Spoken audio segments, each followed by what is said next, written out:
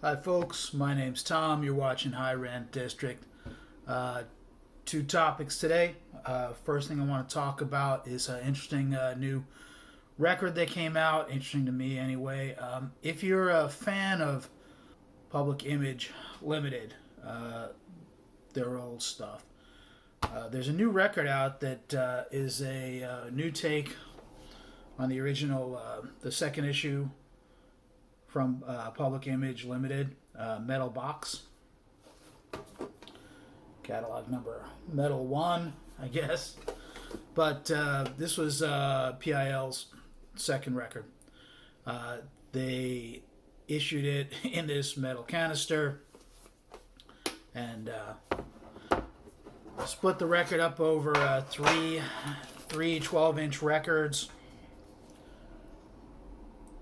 There's a track list. But three 12-inch records at 45 RPM. It's a great album to me. I love it. It's very original, and I really appreciate that. And one of the big things for me as part of this record is the bass. All due respect to John Lydon and Keith Levine on guitar, but the bass just drives this album, and Jaw Wobble is phenomenal in my opinion. So anyway, this came out in what, 79-ish, I think, and then I think it's Cleopatra Records, yeah, that this came out on. It's called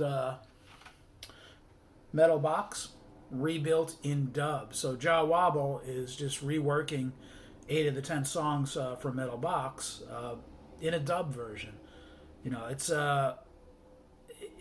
his own take on it. It's still very bass driven. It's what does he say on the inside? One big energy field, bass. Don't think, just play. I fucking love that. And so, he just does really a dub spin on this, very electronic driven, but the bass is really what drives everything. Here's a track list. It's interesting. It's 2 records. It's on silver vinyl, metal color vinyl, I guess you would call it. I know there's other versions. I'm sure I think there's a blue version and a black version, but I got the version that looked like metal. I thought that made sense to me.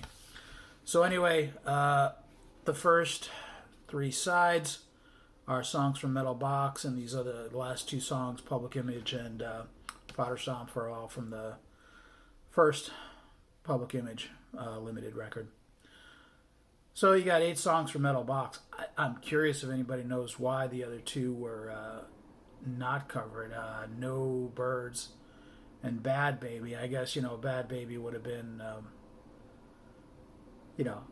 Johnny Lydon's perspective from a baby of being dropped on the bed by a drunk father or something along those lines. Maybe it's just out of respect that the Jaw Wobble didn't redo that song. That's a stretch. I'm totally guessing. I have no idea why. So No Birds and No Birds, I don't know why that wouldn't be on here. It's bass driven, and but Bad Baby neither. But it's a fun record. It's a fresh listen on a record that came out over 40 years ago. I dig it. I think it's worth checking out. It's a double LP, so I think this is around $30. The packaging is, it's a gatefold. There's no inserts or anything. This is pretty much it, and it's kind of cheap and flimsy, but it's fine.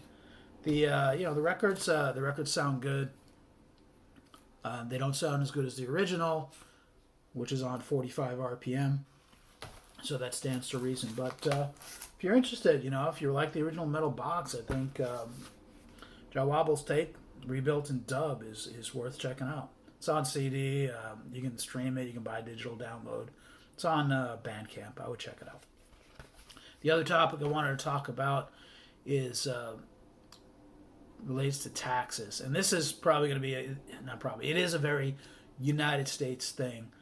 But since most of the records that I purchase are purchased online within the United States, with global shipping these days, things are slow.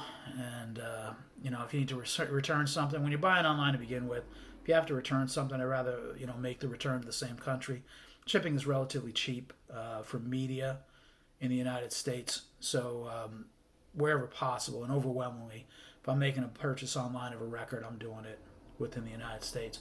So anyway, long story longer, in the United States, tax reporting is getting a little bit different as far as payments you receive through a third party payment processor. In most states in the United States, you would get, after, the end of the calendar year, you would get if you sold over $20,000 worth of goods and services and through a payment vendor like PayPal, and there are other ones, but I'll just use PayPal as an example. If you sold over $20,000 worth of goods and had at least 200 transactions that comprise that $20,000, you'd get a 1099-K form at the end of the year, which means this is reportable income. So, and if you're selling that kind of volume, you're realistically, you're a business, and you can itemize it and show whether you had a loss or not, and take off other expenses. But there are other things to that, because if you're doing it, selling enough and selling regularly, you're a business, and then that gets into questions where the taxing agency here, the IRS, might go, hey, are you a business? And if so, then there are self-employment taxes that come into play. And this is really geared towards people who aren't really a business, but they're kind of really acting like a business. What am I trying to say here? So anyway, you would get that 1099-K form, means it's reported to you and it's reported to the Internal Revenue Service, the government in the United States. So it's reported income, but if you hit the $20,000 mark and 200 transactions, you had to hit both of those. So people who were just kind of flying under the radar were able to fly under the radar. Now, that threshold, instead of having 20,000 sales and 200 transactions before a 1099-K gets generated after a year's worth of transactions and reported to the IRS, now, instead of $20,000 of sales and 200 transactions I don't think matter anymore, but that $20,000 mark is now $600. So if you receive more than $600 worth of payments for goods and services to PayPal, or to really any payment processor, could be Venmo, could be eBay, I'm assuming Facebook Marketplace, but I don't do Facebook because I have a soul, so don't quote me on the Facebook part. But you're going to get that reported. Now, these things are income, and and this is really relates to the United States. But if it's income, and if you've been doing this all along, whether you're a big seller or a small seller, you need to track that. You need to report it, and if you're making a profit, you should be paying income on that. But my suspicion is the vast majority of people who are hobby sellers haven't been doing that. So why am I even bringing this up?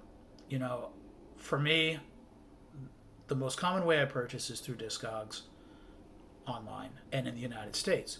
If smaller sellers who are not really a business, they're just hobby sellers, and they're just selling through their collection, selling records they don't want anymore, they now, once they pass $600 in sales, in payments for the year, because you might only have like $450 in sales, but there's taxes that you're collecting for other states, shipping costs, so it's going to be really easy to hit that $600 mark. You're getting a 1099-K at the end of the year, and my suspicion is that a lot of people don't really realize that this is happening.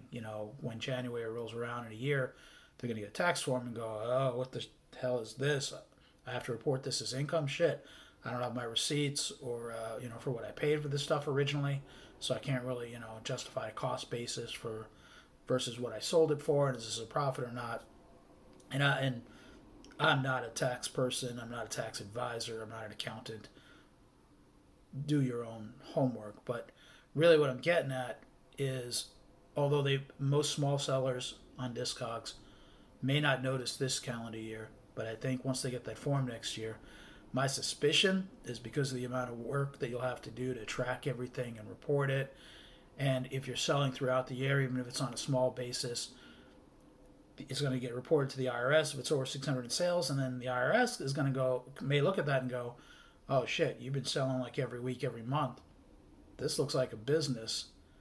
Did you self-report and pay, your quarterly self-employment tax? And people are going to be like, oh fuck, and that's what, another 15 or 20% plus penalties you may get hit with.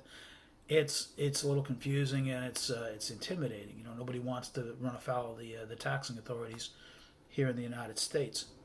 So my suspicion is that, maybe not right away, but I think in a year's time, you're going to see a lot of the smaller sellers, who are generally great to work with, dropping off Discogs. So simple economics, supply and demand. The supply that's already kind of dwindling for really quality older records, that may drop even further because people don't want to be bothered with the tax end of it.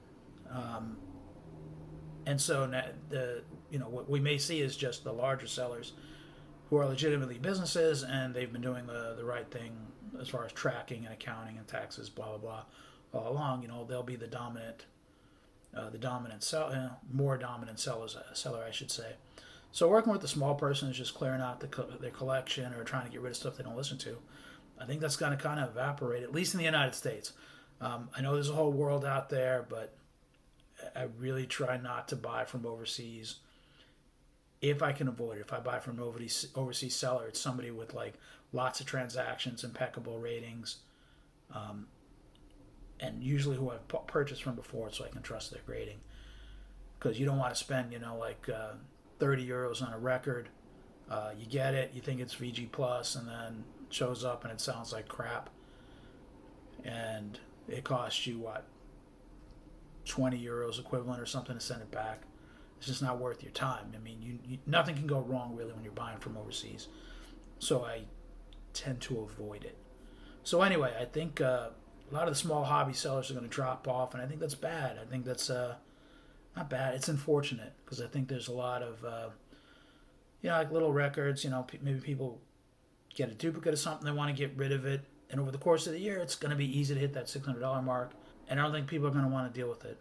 So it's it is what it is, and I think that's just something I guess you're going to see an adaptation to on Discogs. So I wonder if people will sell less, if there'll be fewer sellers on Discogs, which is primarily a PayPal venue, or Fuckface Marketplace, or people using Venmo or whatever, cash, whatever electronic transactions are, or will people just figure out a way to sell locally and sell for cash, because that's going to be the easiest thing to do. So anyway, check out Metal Box, built in dub. If you don't have Metal Box, it's a great album worth listening to. There is a version of this that's just in a standard record sleeve. It's called Second Edition. There's also a Metal Box version that's a reissue by Four Men with Beards, which is one man without a beard, which sucks, and don't buy anything from them. But curious to hear what you think about tax tax change in the United States. If it affects you, if you perceive it will affect